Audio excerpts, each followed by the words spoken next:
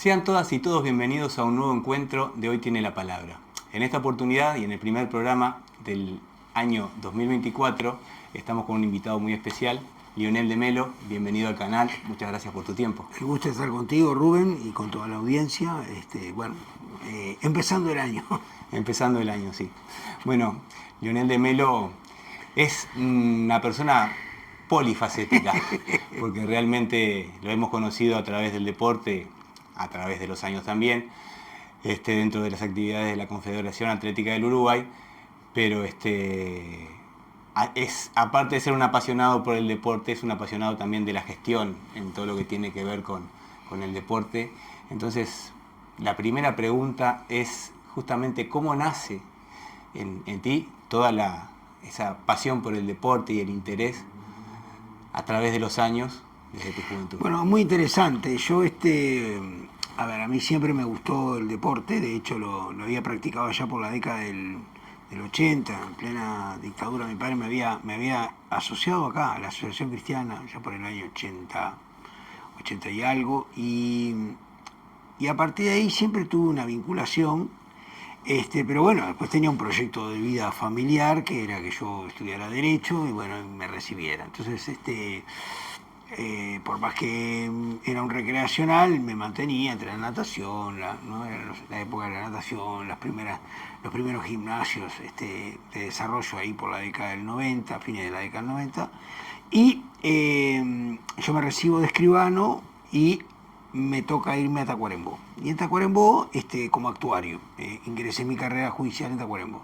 Y ahí, bueno, como decía, conseguí un profesor, primero fui al Oriental, y después me gustó el tema del triatlón, comencé a hacer entrenamientos guiados, y a partir de allí, cuando ya me traen a Pando, comienzo a estudiar musculación, y luego me preparo para el examen de ingreso al curso de entrenadores de atletismo del ISEF. Entonces ingreso en el ISEF y bueno, a partir de ahí comenzó esta doble formación jurídica por un lado y deportiva por la otra. Entonces termino el ISEF, era un momento muy interesante, allá por el 2004, ahí me pongo a estudiar más lo que es la preparación física, hago el curso me acredito en cine antropometría y participo de lo que era el trasiego del ISEF desde el Ministerio de Deporte y Juventud en aquel momento a lo que después fue la Dirección Nacional de Deporte, ¿no? Y ahí en el 2004-2005. Gano una beca en Alemania, me voy en el 2006-2007 a la Universidad de Leipzig. Porque yo, todo lo que era, no estaba hasta ese momento en la gestión. Me interesaba lo que era la preparación física, entrenar atletas y todo ese tipo de cosas. La beca era precisamente en la Universidad del Deporte de Leipzig, la International Trainer Course, como preparador físico. Y ahí me contactan. Y ahí empieza el problema. Me contactan y me dicen por qué no. Me contrató un alemán que había acá que hizo gran desarrollo al atletismo nacional, que fue Björn Bangemann. Me contrata y me dice, mirá, estamos viendo, y también otros más, Leite y otra gente más, y me dicen, Quito Frechero, y me dicen, ¿por qué no sos secretario general de la Confederación Atlética del Uruguay? Entonces así es, en el año 2007, cuando ya vuelvo, sobre el final, empiezo como secretario. Pero al poco de estar de secretario, viene una crisis en la Confederación Atlética y el presidente en aquel momento renuncia, pide licencia, al final el Consejo le vota la salida y quedo de presidente de la Confederación Atlética. O sea que todo el 2008...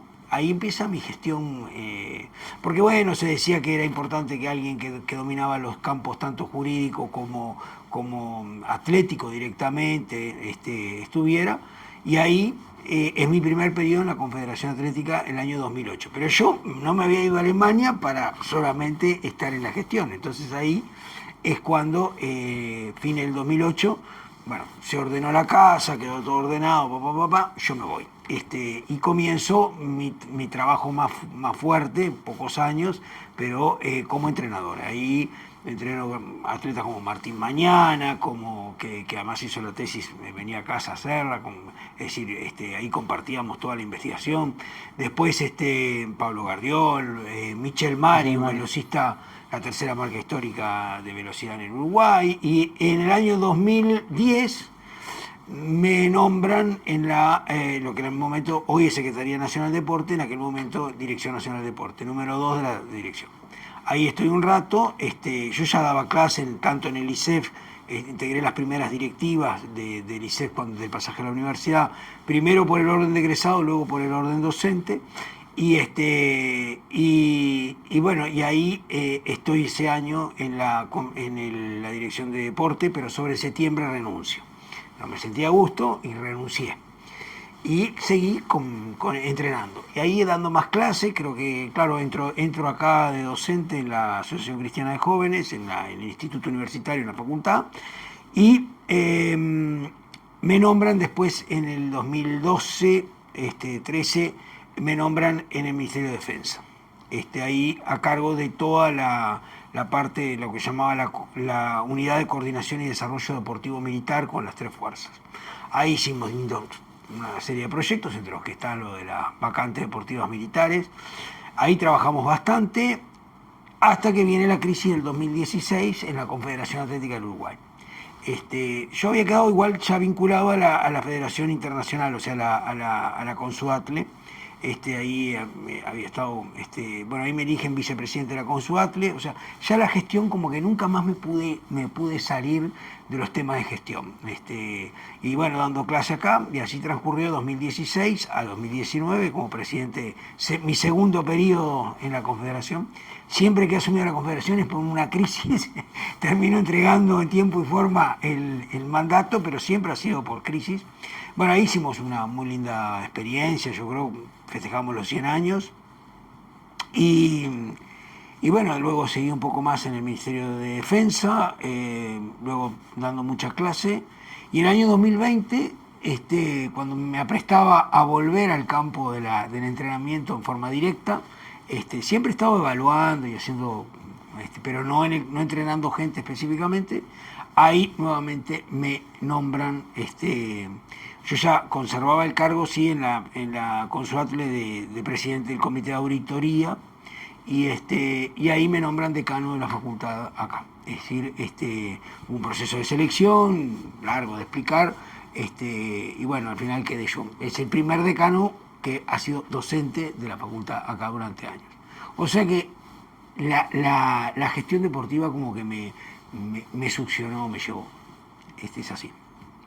Bueno, comentabas que habías tenido formación en el exterior, por ejemplo en Alemania, en países que están en el primer mundo de lo que es el deporte de competencia, el deporte olímpico, bueno, y los deportes de alto rendimiento en general.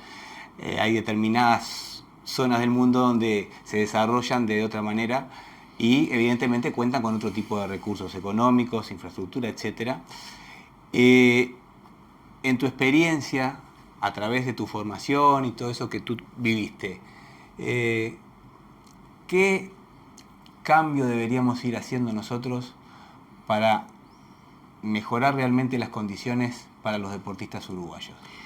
A ver, el impacto cuando uno sale es muy grande, ¿no? Yo creo que para responder rápidamente a la pregunta y después ampliarla, nosotros debemos tener una política nacional del deporte, que en Uruguay no logra construirla. La última quizá fue la del periodo de desarrollo, es decir, el vallismo y el posvallismo. Y luego, en mi concepto, Uruguay no tiene una visión profesional de lo que hoy es el principal fenómeno cultural del mundo, que es el deporte. O sea, la sociedad del siglo XX y XXI es una sociedad deportivizada. Entonces, yo creo que nos falta ayornarnos para tener una idea. Uruguay no tiene, por más que se dice, no tiene una ley nacional de deporte. No la tiene en forma, porque no dice la ley última que se aprobó en el 19, la 19.828, no dice que es una ley de deporte, es decir, no tiene el título de ley de deporte, pero además el contenido no es una ley de deporte. Si cualquier uno toma la ley brasilera, la ley española y mira los contenidos y ve esto y se da cuenta. O sea, yo creo que hay cierto descalabro, pero además es así porque la Comisión Nacional de Educación Física estuvo del año 1911 al 2000, ¿no? Y luego, ahí después de 89 años, se corta, se hace el Ministerio de Deporte y Juventud. Y luego el Ministerio de Turismo y Deporte, la Dirección Nacional de Deporte. Y luego la Secretaría Nacional de Deporte. Si tú tomas hasta el 2015, es decir, en 15, 20 años, Uruguay cambió 4 veces de ropaje jurídico su propio. Eso ya muestra de que se está buscando, se ha hecho un gran esfuerzo, pero que Uruguay no logra consolidar una política de deporte. Cuando uno viaja, ve eso. Es decir, a mí me pasó en Alemania en el 2007, es decir, 2006, 2007. Es decir, yo llego a Leipzig, la Universidad de Deporte de Leipzig inmensa. La Universidad de Leipzig, para tener una idea, estaba para festejar en el 2009 los 600 años, es decir, era de 1409, anterior, ¿no?, al descubrimiento de América. Pero la Facultad de Deporte era inmensa, entre otras cosas, y al lado que tenía el Liceo Deportivo. ¿Para qué? Para que todos los talentos y eso estudien y se forman durante la carrera deportiva, se forman, ¿está claro?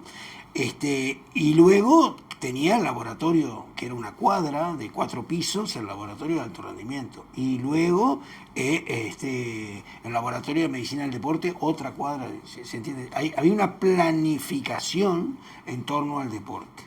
Yo creo que lo que nos está faltando en Uruguay es esa planificación, es decir, que los distintos tipos de deporte, ¿no? El deporte recreativo, el deporte federativo, el deporte escolar, todos los subsistemas deportivos puedan estar integrados en algo, ¿no? Incluso la formación. Es decir, hoy por hoy los profesionales en Deporte Uruguay tiene una pobre formación, una pobre diversidad, por decir, no tiene diversidad de formación deportiva, ¿no? Básicamente se estudia o técnico o licenciado en educación física, pero no distintas licenciaturas, no distintas formas. Entonces, ese es otro tema. Todo eso nos falta la planificación. Entonces, cuando vos me decías que uno ve, bueno, cuando uno sale y ve eso, no es solamente infraestructura. Porque uno dice, bueno, si voy a hacer un centro de alto rendimiento y con eso no. ¿Dónde están los fisiólogos del deporte? ¿Dónde están, no, los biomecánicos del deporte? ¿Dónde están los investigadores? ¿Dónde están? Es decir, es una cuestión armónica que deberíamos como sociedad trabajarla, ¿no? Con ese sentido de completitud. Yo creo que por ahí está ese tema. Bueno, y eso sigue, es decir, yo, otra formación que hice afuera fue la de máster, un máster oficial en Derecho del Deporte, ¿no? Que es, esta la hice en España, en la Universidad de Lérida, en Barcelona y en Inés de Cataluña. Y uno ve cómo, ¿veis?, los distintos sistemas, ¿no? El Instituto Nacional de Educación Física con la universidad, con todo, armando maestrías, especializaciones de altísimo nivel, para eso. Y yo me acuerdo que ahí me decían, bueno, en España estamos muy bien, me dice el doctor Andrew Camps, hoy, que era el director del máster, hoy también secretario general de la Real Federación Española de Fútbol y ahora árbitro del TAS. Él me decía, estamos bien porque hicimos el año pasado, dice, se hicieron 400 tesis doctorales en España sobre deporte. O sea, hay una generación de conocimiento, ¿tá? Y yo creo que nosotros en Uruguay distamos no solamente de infraestructura, nuestros principales atletas, todos, sean del remo, sean del tenis, sean de la vela, sean del atletismo, tienen que irse afuera. ¿Por qué? Porque no solamente es un tema de infraestructura, es un tema de posibilidades y es un tema de nivel de competencia. Es decir, por ejemplo, el calendario nacional de competencias. O sea, hay un escalón al cual si nosotros no mejoramos, tendríamos que ir trabajando en esa, mucho antes que el centro de alto rendimiento, que es el centro de especialización, ¿no?, de desarrollo deportivo, por ejemplo, en mi humilde opinión. Pero es un tema que deberíamos debatirlo, ¿no? Yo creo que faltan esas políticas nacionales en deporte. Claro. Yo lo que noto también es que la dificultad, uno piensa muchas veces en deporte y bueno, a ver, nosotros tenemos como gran abanderado siempre el fútbol, que aparte genera otro tipo de dividendos y da la posibilidad, a un número reducido de futbolistas, porque vamos a desmitificar que todo el mundo se salva la vida jugando al fútbol, porque por generación serán 30, 35 y después los demás la van llevando.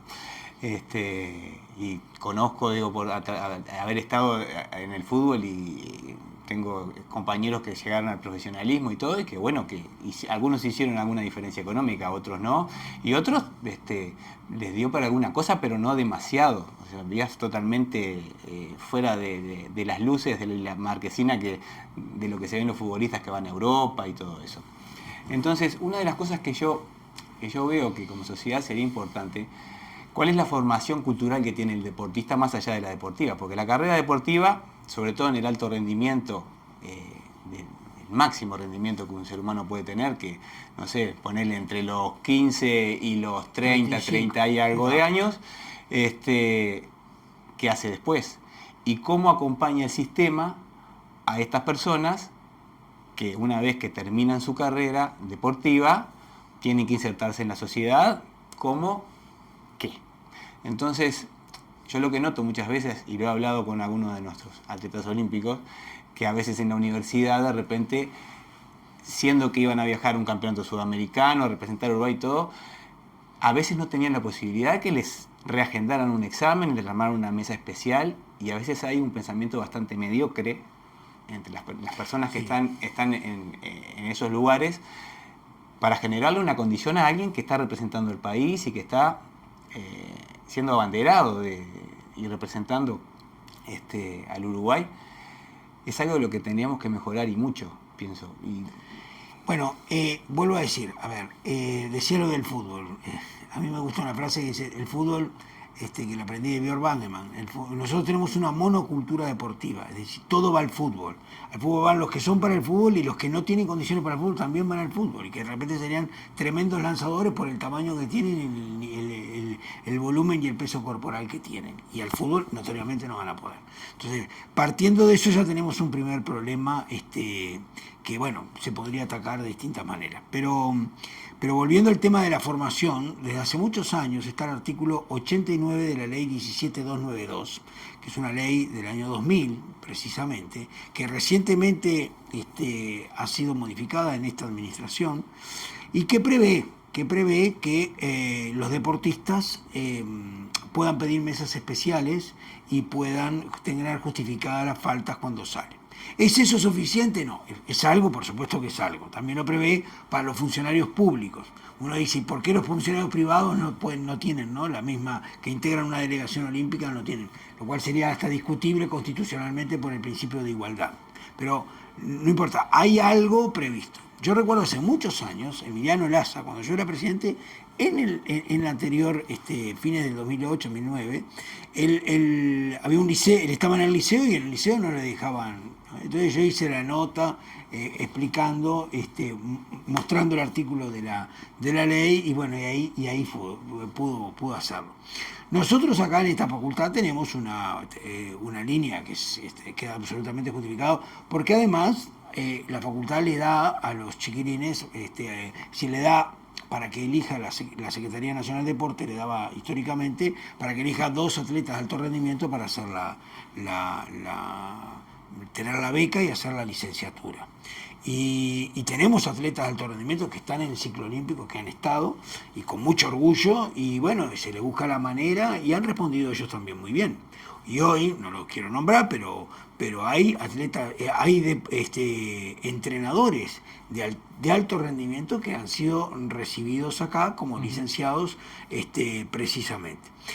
¿Queda mucho por trabajar? Sí, queda mucho por trabajar, sobre todo porque es tremendamente injusto. Yo hace años, me acuerdo de que vino el presidente del Comité Olímpico Español, Alejandro Blanco, y planteaba los acuerdos que tenía el Comité Olímpico Español con distintas universidades de España, porque hay una etapa para estudiar. Es decir, no está bueno que un chiquilín que entre los 18 y los 30 años, ¿no?, pudo haber estudiado una carrera, lo tenga que hacer a los 35, ni que hablar si todavía no terminó la secundaria.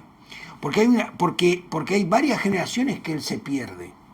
Entonces, el deportista, tenemos que hacer el máximo esfuerzo para que pueda, sin quemar etapas, ¿no?, durante la juventud, es decir, los 20, la década de los 20, la década principio de los 30, pueda hacer sus estudios y no perderse que después cuando termina, y a veces, como decís tú, a veces económicamente la vida resuelta y otras veces no, tenga que volver a plantearse el problema del estudio. Sobre todo porque además el estudio no está concebido solamente como una herramienta de trabajo, sino porque, ¿no?, desarrolla la mente, desarrolla el alma, desarrolla el espíritu, ¿no? Entonces yo creo que eso es muy importante. Sí, sobre todo en la formación integral de la persona como ser humano, digo, porque absolutamente, sí, sí. Tenemos que apuntar a una sociedad mejor, más justa y donde las personas sean más conscientes y solidarias de verdad para que la sociedad mejore en su conjunto. Sin duda. Entonces, en la medida que tengamos seres comprometidos y formados también... Se ha hecho un buen trabajo. Yo creo que Gol al Futuro ha intentado, sobre todo el drama de terminar la secundaria con deportistas, pero después darles una profesión, que es muy importante. Yo siempre digo que ojalá que en el atletismo o en los demás deportes mal llamados menores, podamos tener que los profesionales de ese deporte sean los exatletas. Uh-huh. Así como en el fútbol de repente podemos tener, es más común que un director técnico, ¿no?, sea un exfutbolista, acá sería muy importante que los deportistas de alto rendimiento se transformen en futuros entrenadores, porque bueno, tienen todo ese bagaje, tienen ese plus. Eso de por sí no los convierte en grandes entrenadores, pero sí es innegable que tienen otras herramientas y otras capacidades, ¿no? Uh-huh.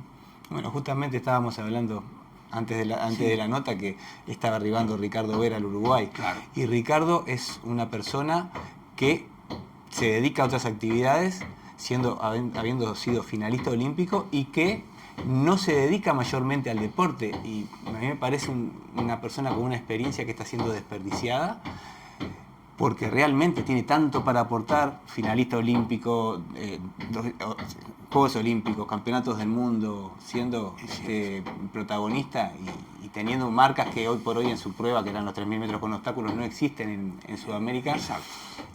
Uno dice, qué pena que dejemos pasar estos grandes referentes y qué bueno sería que en las generaciones venideras tengamos la posibilidad de hacer que esos referentes tengan visibilidad, puedan aportar y darles un lugar de participación donde puedan desempeñarse y a su vez también aportar toda su experiencia y su pasión por el deporte, porque en el caso de Ricardo es muy... Eso hay que planificarlo, lo que pasa es que eso hay que planificarlo, eso hay que desearlo y hay que llevarlo a cabo, ¿no? Sí, claro, si yo no recuerdo mal, él tiene 8.26, ¿no?, en los Juegos Olímpicos, y muy importante sus 3.000 con obstáculos, y bueno, me parece que ni que hablar, que sería el de él y una cantidad de deportistas, tanto en el atletismo como en los otros, que se puedan incorporar al desarrollo deportivo, ¿no? Es decir, por eso vuelvo a decir, hay que pensarlo en calidad de sistema a la situación y poderle dar una solución global, ¿no? Uh-huh. El todo hace más que las partes, ¿no? Eso está clarísimo. Claro. Bueno, y tu última reflexión en cuanto a tu visión del presente y futuro del desarrollo del deporte en el Uruguay.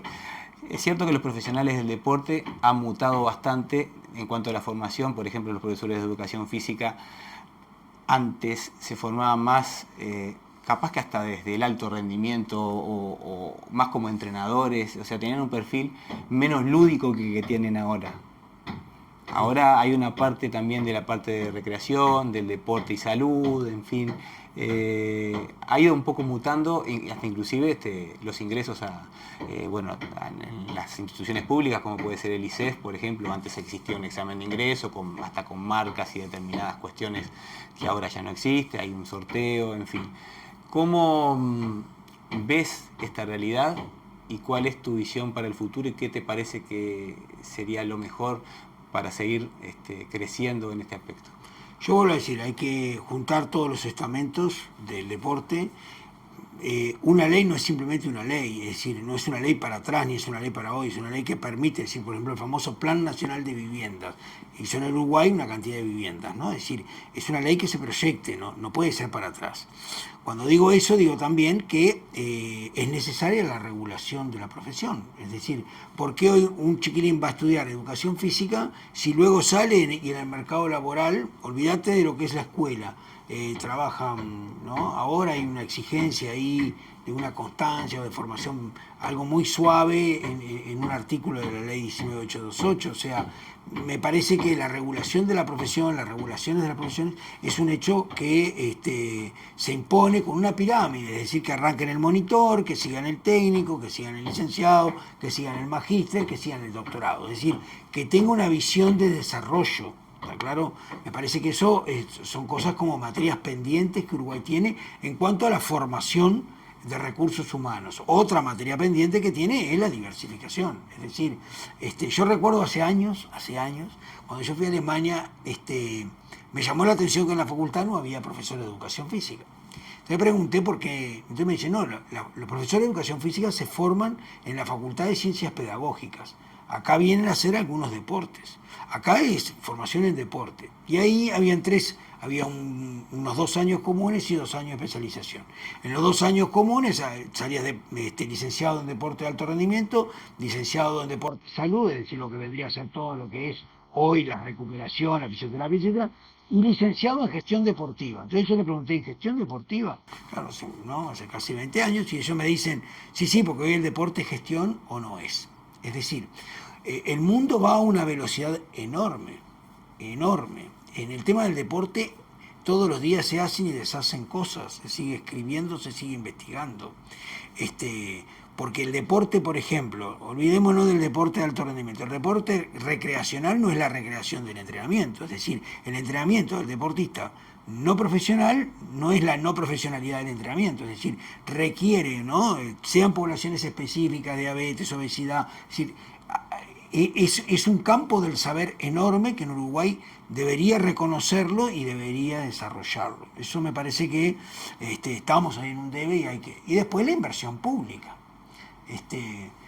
Yo el otro día veía cuánto es la inversión, ¿no? Uno entra ahí en la página de transparencia del gobierno, ¿no? Y ve las ejecuciones presupuestales y mira la ejecución presupuestal en el Uruguay en lo que tiene que ver el gobierno central, después estarán las intendencias, sobre deporte. Yo creo que es bastante baja, ¿no? Es decir, cuando uno mira realmente lo que es el gasto general. ¿Cuánto es la inversión hoy en deporte del PBI? Son todas cosas que yo dejo porque no quiero ingresar, pero esos son números que hablan claro. Entonces, no hay milagros. Cuando uno mira Paraguay, cómo viene mejorando, está claro que Paraguay está haciendo una inversión, o lo que hizo Bolivia, ¿no? Cuando hizo Cochabamba, son países que han hecho un desarrollo. A mí me preocupa realmente, porque si uno mira el medallero histórico en ODESUR, que es el primer nivel de competencia internacional, al que podríamos nosotros sentirnos más cómodos. Uruguay tiene el medallero histórico el 8º puesto. Sin embargo, en los últimos 2 ODESUR nos pasó Paraguay, que tenía el 9º, y nosotros quedamos en el 9º puesto del medallero. ¿Está claro? Entonces, bueno, es una tendencia consolidada, es que vamos a pasar a estar solamente arriba de Bolivia, Guyana Francesa y no sé, Surinam, con todo el respeto que me merecen esos países, pero ojo, ¿no? Es decir, el mundo sigue y Uruguay tiene que desarrollar una política de deporte y tiene que hacer las inversiones. No meramente porque eso es una inversión, eso mejora la calidad de vida, eso mejora la identidad nacional, la cultura, o sea, yo creo que ahí tenemos mi visión de futuro es que, bueno, hay que ponerse a trabajar en esas líneas sin perjuicio después de todo lo material, ¿no? Porque a menudo decimos, bueno, nos faltan infraestructuras, también, sí, pero ojo con la infraestructura humana, ¿no? Es decir, es absolutamente clave poder trabajar en ese aspecto. Bueno, que no quede en el tintero cuánto queda por hacer, entonces. Veremos. Pero bueno, te agradezco mucho todo lo que has compartido para el canal. Siempre muy interesante Seguiremos trabajando. conversar contigo y Y bueno, gracias también Estamos al orden, no. por apoyar este emprendimiento No, que, un placer, un placer. y bueno, como siempre nos seguiremos viendo, ya decimos que todo lo que tiene que ver con la actividad de Lionel va a quedar bien en la descripción de esta entrevista. Y bueno, nos encontremos para compartir nuevas cosas. Siempre Muchas muy gracias. bueno. Gracias de todo.